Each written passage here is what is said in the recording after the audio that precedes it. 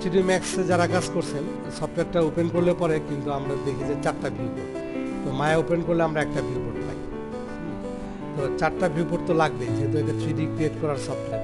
আর যে কোনো 3D সফটওয়্যারে 4টা ভিউপোর্ট যদি না হয় তাহলে তো আমরা একটা 3D অবজেক্টের সবগুলো সাইড দেখতে পারবো না। কাজে এখানেও অবশ্যই আপনার 4টা ভিউপোর্ট দেখার সিস্টেম আছে। তো আমরা কীভাবে 4টা ভিউপোর্টে যেতে পারি, এটা হচ্ছে স্পেস বারে দ্রুত চাপ দিয়ে ছাড়তে হয়, এটাকে বলা হয় স্পেস বার ট্যাপারিং। মানে আপনি স্পেস বারটা কিবোর্ডের যে স্পেস বার আছে এটাতে যদি দ্রুত চাপ দিয়ে ছাড়েন তাহলে এরকম 4টা ভিউপোর্টে আপনি আসতে পারবেন। আচ্ছা, এখন আরেকটা ব্যাপার, যে ধরেন ম্যাক্সে আমরা কোনো একটা ভিউপোর্টে ক্লিক করলে ওইটার চারপাশে একটা ইয়েলো রেক্টেঙ্গল আসে এবং এটা সিলেক্টেড বোঝায়। এখানেও কিন্তু একটা রেক্টেঙ্গল আসছে, হ্যাঁ, কিন্তু এটা ব্লু রেক্টেঙ্গল, এটা সিলেক্টেড, এই ভিউপোর্টটা সিলেক্টেড। সো এবার যদি আমি স্পেস বারে দ্রুত চাপ দিয়ে ছাড়ি তাহলে এই ভিউপোর্টটাই ম্যাক্সিমাইজ হবে, আবার চাপ দিয়ে ছাড়লে মিনিমাইজ হবে। আবার যদি আমি এই সাইড ভিউপোর্টটা ক্লিক করে চাপ দিয়ে ছাড়ি ম্যাক্সিমাইজ হবে, মিনিমাইজ হবে। মায়া সবসময় ওয়ার্কফ্লোটাকে ফাস্টার করতে চায়। তো ফাস্টার ওয়ার্কফ্লোর কারণে এখানে আপনার ক্লিক করারও দরকার নেই, আপনি শুধু যদি কার্সরটাকে যে কোনো একটা ভিউপোর্টের উপরে নিয়ে যান, যেমন ধরেন আপনি পার্সপেক্টিভের উপর অথবা আপনি টপ ভিউপোর্টে নিয়ে গেলেন, ধরেন আমি পার্সপেক্টিভের উপর নিয়ে গেলাম, এবার স্পেস বারে দ্রুত চাপ দিয়ে ছাড়লে এটা ম্যাক্সিমাইজ হবে। আপনার ক্লিক করা দরকার নেই, টপে নিয়ে গেলাম, টপ দেখেন টপ আসছে, ফ্রন্টের সাইডে সাইড, এই যে সাইড আসছে। হ্যাঁ, আমি শুধু কার্সরটা নিচ্ছি এবং এতেই ওই ভিউপোর্টটা সিলেক্ট হয়ে যাচ্ছে। তারপরে স্পেস বারে দ্রুত চাপ দিয়ে ছাড়লেই আপনার ওই ভিউপোর্টটা ম্যাক্সিমাইজ হচ্ছে বা মিনিমাইজ হচ্ছে। এটা হচ্ছে যে ওয়ার্কফ্লোটা ফাস্টার করার জন্য। আচ্ছা, এই যে আমি বললাম যে স্পেস বারে দ্রুত চাপ দিয়ে ছাড়া, এটা হচ্ছে স্পেস বার ট্যাপার বলে, ট্যাপারিং করা। তা আপনি যদি দ্রুত চাপ দিয়ে না ছাড়েন তাহলে আরেকটা কমান্ড এখানে এক্সিকিউট হবে। আপনি চাপ দিয়ে ধরে রাখলেন তাহলে যেটা আসবে এটা হচ্ছে হটবক্স। এই হটবক্সের মধ্যে থেকে আপনি এখানে কাজ করছেন, আপনার চোখটাকে এখান থেকে অন্যদিকে না সরিয়েই আপনি যেন এই জায়গার মেনুতে বা শেলফের যে কমান্ডগুলো আছে সব কমান্ডে অ্যাক্সেস করতে পারেন, তার বন্দোবস্ত এখানে আছে। অর্থাৎ স্পেস বারে ধরে রাখলেই আপনি যে জিনিসটা পাচ্ছেন, যে টুলবারটা, এটা হচ্ছে হটবক্স। হ্যাঁ, তাহলে এই স্পেস বারে চাপ দেওয়ার উপরেই আপনার 2টা কমান্ড কিন্তু এক্সিকিউট হয়, ঠিক আছে। আর মায়াতে প্রথমেই এখানে যে এই যে ঘরটা আমরা দেখতে পাচ্ছি এটা হচ্ছে মেনু সিলেক্টর, এখান থেকে আমরা মেনু চুজ করতে পারি। ম্যাক্সে বা আদার সফটওয়্যারগুলোতে মেন মেনুটা একটা এখানেই থাকে, ম্যাক্সে যেমন একটু লম্বা হলে আমরা হয়তো এখানে হ্যান্ড টুল হাত দিয়ে এটাকে ড্র্যাগ করে করে আগে পরে করি। তো মায়াতে যে বিষয়টা সেটা হচ্ছে এখানে তারা আলাদা আলাদা সিলেক্টর মেনু দিয়ে দিচ্ছে। যেমন ধরেন অ্যানিমেশন, আমরা যখন অ্যানিমেশনটা চুজ করব তখন আমাদের মেনুটা চেঞ্জ হয়ে যাবে অ্যানিমেশনের জন্য, অ্যানিমেশনে কাজ করার উপযুক্ত টুলসগুলো এখানে চলে আসবে। আবার যখন আমি এখানে পলিগন চুজ করব তখন পলিগনের জন্য চেঞ্জ হবে। যখন আমি এখানে সারফেসে ক্লিক করব তখন সারফেসের প্রয়োজনীয় জিনিসগুলো আসবে। এভাবে ডাইনামিক্স। তো আমরা ইনিশিয়ালি পলিগনে আছি, তো পলিগনের জন্য মেনুটা আছে।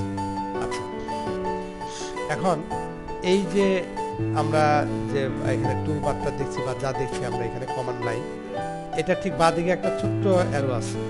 এগুলোর কোনটার কি নাম এমনি মুখস্থ করার কোনো দরকার নেই, কারণ এটা এমনিতেই আপনারা মনে রাখতে পারবেন, আপনি আপনাদের মাথায় ঢুকে যাবে। কিভাবে ঢুকবে, এই বাঁদিকে ধরেন আপনি জানতে যাচ্ছেন যে এই জায়গাটার কি নাম আসলে, বুঝছেন। আপনি যদি এখানে কার্সরটা নিয়ে যান তাহলে দেখবেন যে এটা হচ্ছে হেল্পলাইন। এটা এই হেল্পলাইনের মধ্যে শো করবে যে ওই কোনটার কি নাম, বা বিভিন্ন ধরনের টুল টিপস এখানে দেখাবে। আপনি কোনো বিষয়ে কনফিউজ হলে এদিকে একটু তাকাবেন তাহলে আপনি বুঝতে পারবেন। যেমন আমরা যদি এখানে আসি তাহলে কি বলছে, হাইড স্ট্যাটাস লাইন, তার মানে এই বাটনটা হচ্ছে হাইড বাটন, এটাতে ক্লিক করলে এটা হচ্ছে আমার স্ট্যাটাস লাইন।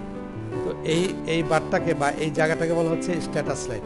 এখানে কিছু কমান্ড বাটন আছে, তো আমি এখানে ক্লিক করলে এই স্ট্যাটাস লাইনটা হাইড হবে। তো তার নিচে এটা কি, এটা হচ্ছে হাইড শেলফ, তার মানে এগুলো হচ্ছে শেলফ, বুক শেলফ, আলমারির মতো একটা জিনিস, আলমিরা। হ্যাঁ, আলমারির মধ্যে যেমন আমরা বিভিন্ন শেলফ থাকে বা বিভিন্ন ড্রয়ার থাকতে পারে, অনেকটা ফাইল ক্যাবিনেটে যেমন থাকে যে এক একটা ড্রয়ার, এটা একটা ফাইল ক্যাবিনেট কিন্তু এটা হরিজন্টালি আছে, ভার্টিক্যালি না, হরিজন্টালি। মানে এখানে ক্লিক করলে পরে আমি এই ড্রয়ারের মধ্যে যা আছে তা দেখতে পাচ্ছি, এখানে ক্লিক করলে এই ড্রয়ারটা খুলে যাচ্ছে, যা আছে তা দেখতে পাচ্ছি। এটা ভার্টিক্যালি প্লেস না করে এটাকে হরিজন্টালি প্লেস করা হয়েছে, এটাই পার্থক্য। এবং আমাদের প্রয়োজনীয় কাজের প্রয়োজনীয় টুলসগুলো এই জায়গায় রাখা আছে। মানে আইডিয়াটা হচ্ছে যে আপনি হয়তো কাজ করেন, আপনার অনেক টুলস নিয়ে আপনি কাজ করেন, কিন্তু এই টুলসগুলোকে আপনি একটা এরকম ফাইল ক্যাবিনেট আছে, তার বিভিন্ন ড্রয়ারের মধ্যে আপনি নাম লিখে লিখে রেখে দিচ্ছেন। যে আপনার কোন কাজের জন্য কোন টুলসটা দরকার, কোথাও হাতুড়ি রাখছেন, কোথাও পাটুলি রাখছেন, কোথাও যে করাত রাখছেন, এগুলো আলাদা আলাদা রাখছেন। যখন যেটা দরকার সেটা বের করতেছেন। আবার আপনি প্রয়োজন একটা কাস্টমাইজ, আপনার একটা শেলফ আছে, যখন আপনি নির্দিষ্ট টাইপের কাজ করেন এবং ওই কাজ করার জন্য আপনার নির্দিষ্ট টাইপের কিছু টুলস দরকার হয়, তখন সেই টুলসগুলো আপনি একটা জায়গায় একটা আলাদা একটা শেলফের মধ্যে রাখেন। ওরকমভাবে এখানে শেলফ তৈরি করা যায়। তা আমরা দেখবো যে কীভাবে এই শেলফগুলো আমরা তৈরি করতে পারি, শেলফের ভিতরের জিনিস আমরা অ্যাড করতে পারি বা বাদ দিতে পারি, এই জিনিসগুলো আমরা দেখব। এটা হচ্ছে আমাদের শেলফ। এরপরে এখানে যদি আমরা আনি তাহলে এটা হচ্ছে হাইট টুল বক্স, তার মানে এটা হচ্ছে আমাদের টুল বক্স, তাই না? এখানে আসলে পরে দেখা যাচ্ছে যে হাইট চ্যানেল বক্স। আচ্ছা, তো আগে আমরা ইন্টারফেসটা একটু ভালো করে বুঝি যে আমরা যদি এখানে হাইটে ক্লিক করি তাহলে আমাদের স্ট্যাটাস লাইনটা কিন্তু হাইট হয়ে যাচ্ছে। আবার যদি আমি এখানে এই শেলফে ক্লিক করি, আমার শেলফটা হাইট হয়ে গেল। এটা হচ্ছে চ্যানেল বক্স, ক্লিক করলে চ্যানেল বক্স চলে গেল। এটা হচ্ছে টুল বক্স, টুল বক্সে ক্লিক করলে টুল বক্স চলে যায়। এটা হচ্ছে টাইম স্লাইডার, অ্যানিমেশনের জন্য এটা দরকার হয়, ক্লিক করলে এটাও চলে গেল। এটা হলো হাইড রেঞ্জ স্লাইডার, এটাও চলে গেল। এটা কমান্ড লাইন চলে গেল। হেল্পলাইন, হেল্পলাইনও আপনি বাদ দিয়ে দিচ্ছেন, এখন আপনি বিপদে আছেন, কারণ আপনার হেল্পলাইনও চলে গেছে। এখন এগুলো আমরা আনবো কি করে? মায়াতে হচ্ছে আপনি যদি না জানেন যে কিভাবে আনবেন তাহলে কিন্তু এটা মহাবিপদ। কারণ হলো কি যে এখন আপনি এটা কি করবেন, ফাইল থেকে নিউ সিন নিয়ে ট্রাই করবেন, কোনো লাভ নেই।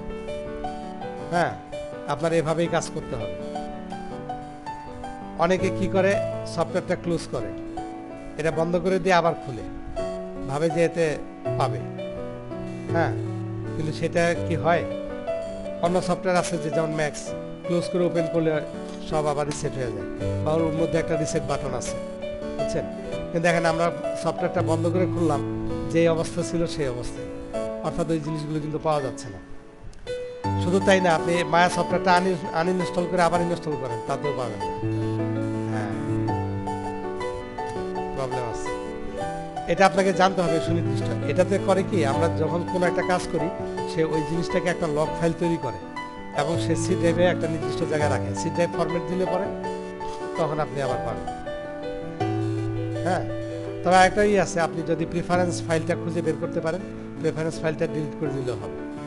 এগুলো হচ্ছে কিছু এরকম ওয়ে যখন এটা না জানা যায়। তবে মায়ের মধ্যেই আবার এমন একটা পদ্ধতি দেওয়া আছে যার থেকে আপনারা এই সলিউশনটা বের করতে পারেন, সেটা জানতে হয়। সেটার বিষয়টা কোথায়? এটা হচ্ছে উইন্ডোর মধ্যে সেটিং প্রেফারেন্সেস, দেন প্রেফারেন্সেস।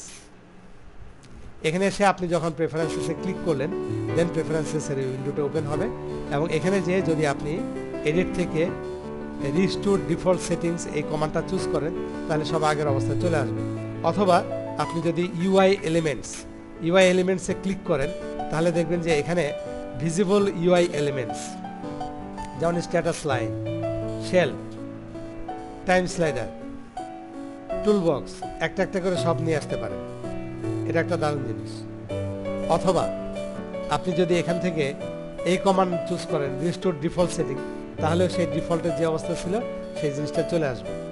এবার এটা আপনার সেভ করে আসতে হবে। আপনি ক্যান্সেল করলেও এটা থাকবে, কিন্তু পরের বার ওপেন করলে আবার আগের অবস্থা হবে। তো আপনি যদি এখানে সেভ দিয়ে বের হয়ে আসেন তাহলে আপনি এই অবস্থাটাই পাবেন। ঠিক আছে, এই হচ্ছে এটাকে আবার উদ্ধার করার পদ্ধতি। তো মায়াতে ধরেন এই যে পার্সপেক্টিভ ভিউপোর্ট, আমরা যখন এটা ম্যাক্সিমাইজ করলাম, এর মধ্যে আমরা যদি কোনো একটা অবজেক্ট তৈরি করতে চাই বা কিছু করতে চাই, সেটা আমরা ফাইলে যখন এখানে পলিগন আছে দেখবেন যেখানে ক্রিয়েট একটা মেনুতে ক্রিয়েট কমান্ড আছে, ক্রিয়েটে ক্লিক করলে এটা ড্রপডাউন মেনুটা খুললো। এই ড্রপডাউন মেনুটাকে আপনি চাইলে পরে সেপারেট করে ফেলতে পারেন। এই উপরে যে বার আছে এই বারের মধ্যে যদি আপনি ক্লিক করেন ক্রিয়েট মেনুটা সেপারেট হয়ে যাবে। এর মধ্যে আবার আছে যেমন নার্ভস প্রিমিটিভস, এর মধ্যে আছে পলিগন প্রিমিটিভস। ম্যাক্সে আপনারা যেমন দেখছেন primitives object, sphere, cube, cylinder, etcetera etcetera. আপনি এখান থেকে যেমন ধরেন পলিগন প্রিমিটিভস, এই টুল বারটাকে আবার আলাদা করে ফেলতে পারেন, এই কমান্ডটাকে আলাদা করতে পারেন, কমান্ড বক্সটাকে। এটাকে আপনি বিদায় করে দিলেন, আপনার এটা থাকলো পলিগন প্রিমিটিভস। এখানে বাই ডিফল্ট ইন্টারেক্টিভ ক্রিয়েশন এটা অন থাকে, তো আমি এটা সাধারণত অফ করে দিতে বলি। আপনারা এটা অফ করে দিয়ে কাজ করবেন, কারণ মায়া অনেক বড় সফটওয়্যার এবং এটাতে এক একজন এক এক ওয়ার্কফ্লোতে কাজ করে। বর্তমানে যেটা ডিফল্ট ওয়ার্কফ্লো ওইটা ওই ওয়ার্কফ্লোতে আমি দেখছি যে আমি ওইটা দিয়ে করি না, বা আমি অন্যদেরও বাইরে যারা কাজ করে আমি ওদের কাজের পদ্ধতিটা দেখছি, ওরা যে ওয়ার্কফ্লোটা ফলো করে আমি সেই ওয়ার্কফ্লোটা আপনাদের দেখাচ্ছি, কারণ এটা অনেক ইফেক্টিভ মনে হয়। তো যে জন্য আমি এই ইন্টারেক্টিভ ক্রিয়েশনটা অফ করে দিতে বলি। আপনারা এটা আপনাদের কম্পিউটারে প্রথম ইনস্টল করলে এইটা অন অবস্থায় থাকবে, আমি এটা অফ করে দিতে বলি। এটা আপনারা অফ করে দিবেন। অফ করে দিয়ে ধরেন আপনি স্পেয়ার তৈরি করবেন, স্পেয়ারে ক্লিক করলে স্পেয়ারটা তৈরি হবে সেন্টারে, ওয়্যার ফ্রেম মোডে সেন্টারে তৈরি হবে। যদি এটা অফ না করতেন তাহলে এটা সেন্টারে তৈরি হতো না। মায়া যখন এটা ইলিয়াস ওয়েব ফ্রন্টে ছিল তখন এটা ছিল না। মায়া সফটওয়্যারটা যখন অটোডেস্ক কিনে নিছে, মানে ম্যাক্স যারা বানাইছে তারা যখন কিনছে মায়া সফটওয়্যারটাকে, তখন তারা তাদের কিছু পদ্ধতি এটার মধ্যে ইনক্লুড করছে। কিন্তু এটা বেশিরভাগ যারা প্রফেশনাল কাজ করে দেখা গেছে যে তারা এই পদ্ধতিটা ইউজ করে না, কারণ এতে কিছু প্রবলেম হয়, মানে মায়ার ওয়ার্কফ্লোর সাথে পুরোপুরি ব্যাপারটা ম্যাচ করে না। হ্যাঁ, কারণ এটা করছে নতুন ইনক্লুড করছে। সো এই জন্য আমিও ওই ওয়ার্কফ্লোতে যেতে চাচ্ছি না, তা আমি এটা বাদ দিচ্ছি, বুঝছেন? সো আপনারা এটা অফ করে দেবেন। এটা যদি অন থাকে দেন আপনি যদি স্পেয়ারে ক্লিক করেন এখন এখানে তৈরি হবে না, আপনার ট্র্যাক করে কোথাও তৈরি করতে হবে। কোনো সময় এটা হেল্পফুল, কিন্তু মায়ের ওয়ার্কফ্লোর সাথে এই ব্যাপারগুলো ম্যাচ করে না। তো যাই হোক, আমরা এটা অফ করে দিচ্ছি। তো এই যে আমরা একটা স্পেয়ার পাইলাম, এটা এখানে যে মোডে আছে এটা হচ্ছে ওয়্যার ফ্রেম মোড। আমরা যদি এটাকে শেডেড মোডে দেখতে চাই তাহলে আমাদের 5 নম্বরে প্রেস করতে হবে। তো 5 নম্বর প্রেস করলে এটা শেডেড মোডে আসলো। এবার যদি আমি এটাকে জুম করতে চাই তাহলে আমাকে এফ বাটনে প্রেস করতে হবে, এফ ফর ফোকাস। এফ বাটনে প্রেস করলে এটা ফোকাস হবে, ঠিক আছে?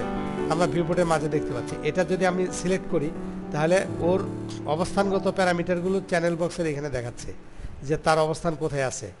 এক্স ওয়াই জেড 0, তার মানে সে মূল বিন্দুতে আছে, তার রোটেশন 0 আছে, তার স্কেল 1 আছে, তার ভিজিবিলিটি অন আছে। আমি এটা 0 লিখে এন্টার করলে অফ হয়ে গেল, ও থেকেও নাই, এখানে অদৃশ্য মানব, অদৃশ্য হয়ে গেছে।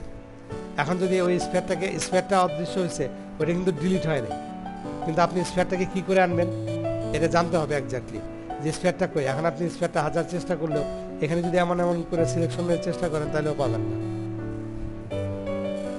কোথা থেকে আনবেন? এটা হচ্ছে উইন্ডোতে যে একটা কাজ করতে হবে, উইন্ডো থেকে আউটলাইনার চুজ করতে হবে। আউটলাইনারটা হচ্ছে এমন একটা উইন্ডো যার মধ্যে আপনার এখানে যত অবজেক্ট থাকে, হিডেন থাকুক আর যাই থাকুক, সব অবজেক্টের একটা লিস্ট থাকে। তা আপনাকে ওই লিস্টের মধ্যে আগে ঢুকতে হবে। তো আমরা যদি এই আউটলাইনারে যাই তাহলে আমরা সেই লিস্টটা পাবো। লিস্টের মধ্যে দেখেন স্পেয়ারটা ঠিকই আছে, কিন্তু এখানে নাই। তো আপনি এই লিস্টে যদি স্পেয়ারে ক্লিক করেন তাহলে ওই স্পেয়ারের প্যারামিটারগুলো দেখাবে, তখন আপনি দেখতে পাচ্ছেন ভিজিবিলিটি অফ আছে। আপনি এখন এখানে যে 1 লিখে এন্টার দেন তাহলে আবার এটা ভিজিবল হবে। ক্লিয়ার? এভাবে আমরা একটা অবজেক্টকে ভিজিবল বা ইনভিজিবল করতে পারি। ভিজিবল বা ইনভিজিবল করার আরও পদ্ধতি আছে, তবে এটা একটা কুইক প্রসেস যেটাতে কোনো অবজেক্টকে আমরা ইনভিজিবল করে ফেলতে পারি। হ্যাঁ, থেকেও আপনি তার হদিস পাবেন না। ওকে, তো এবার যদি আমি এই স্পেয়ারটাকে একদিকে মুভ করতে চাই তাহলে ডব্লিউ বাটন প্রেস করতে হবে। এটা ম্যাক্সের সাথে মিল আছে। আমরা যদি ডব্লিউ বাটন প্রেস করি এখানে আমরা একটা এক্সিস ট্রাইপড পাবো, 3 মাথাওয়ালা অ্যারো পাবো। এই অ্যারোটাকে যদি বড় করতে চাই এই যে কিবোর্ড থেকে প্লাস বাটনে প্রেস করবেন, এটা ম্যাক্সের মতো। মাইনাস প্রেস করলে ছোট, প্লাস প্রেস করলে বড়। এবার এটাকে আপনি যে কোনো একটা এক্সিসের দিকে ধরে একদিকে সরায় রাখতে পারেন। ওকে, এটা হচ্ছে আমাদের আউটলাইনার। এবার যদি আমরা একটা কিউব তৈরি করি, আমি যেহেতু ইন্টারেক্টিভ ক্রিয়েশন অফ করে দিচ্ছি, কিউব ক্লিক করলে এখানটা কিউব তৈরি হবে। এখানে আমাদের পলিকিউব চলে আসছে। হ্যাঁ, আর এটা তো হচ্ছে আমাদের স্ফিয়ার। তো আমি পলিস্ফিয়ার, আপনি এই পলিস্ফিয়ার সিলেক্ট করলেন। আপনি চাইলে এর একটা নাম দিতে পারেন। এখানে এই জায়গায় চ্যানেল বক্সে নাম দেন, অথবা এখানে ডাবল ক্লিক করে এখানে নাম দেন, একই ঘটনা। কারণ এটার নাম দিলাম আমরা বল। এই যে বল হয়ে গেল। এটা হচ্ছে পলি কিউব। ধরেন আমি এখানে নাম দিব, এটা আমি নাম দিলাম পলি বক্স।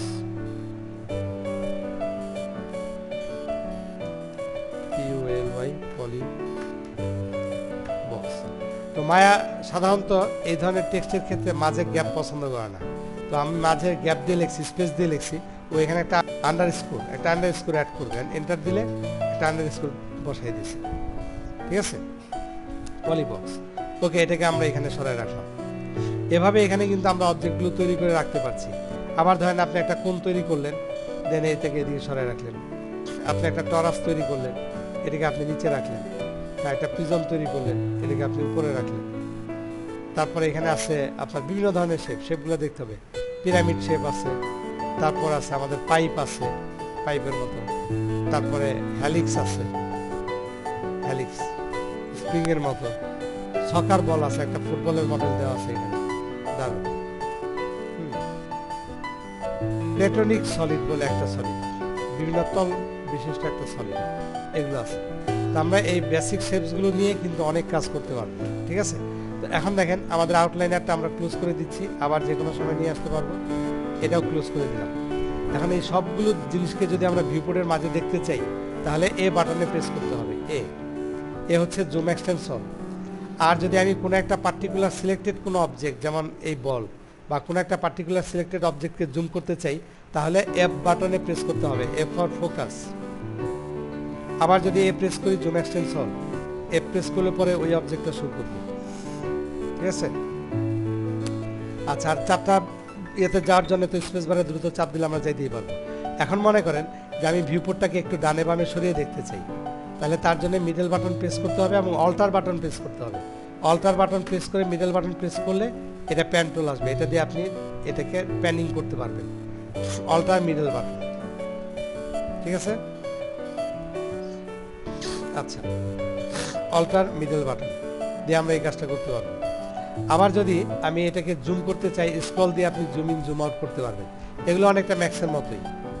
আচ্ছা, আর যদি আমি ঘুরে দেখতে চাই, তাহলে alt middle button, alt left mouse button, মনে রাখবেন alt left mouse button, alt press করে লেফট মাউস বাটন, মাউসের লেফট মাউস প্রেস করে আপনি এটাকে ঠিক আছে। তারপরে রাইট মাউস বাটন দিয়ে আমরা এটাকে জুম ইন জুম আউট করতে পারি, alt right mouse button.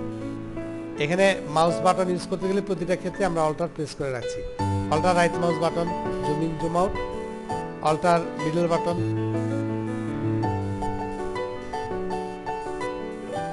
Alt middle বাটনে এটা হচ্ছে প্যানিং, ওকে।